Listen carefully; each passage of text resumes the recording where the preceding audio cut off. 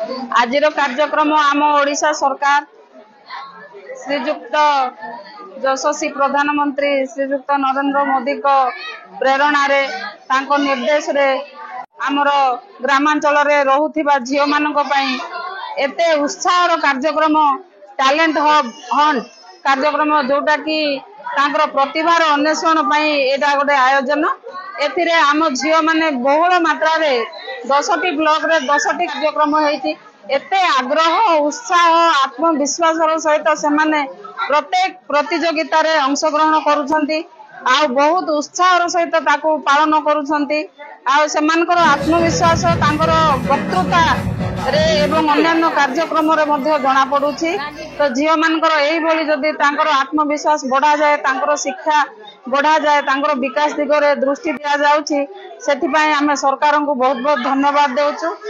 ता संगे तांकर अभिभावक माने मध्ये यहा देखि करी बहुत खुशी होछंती तांकर झियो मानकर मध्ये रे आत्मविश्वास शक्ति तांकर जागृत हेछि से माने निजको विकास दिगरे अग्रगति करौछंती। किंतु गोटे कथा रही जाउछि जोटा कि आम नवरंगपुर जिल्ला रे उदलिया बोली भलिया गोटे कार्यक्रम अछि ताकू बंद करबा पई हमर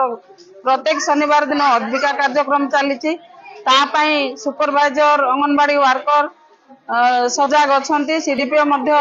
ताकू अनुध्यान करछन तदारक करछंती एवं झियो मानकर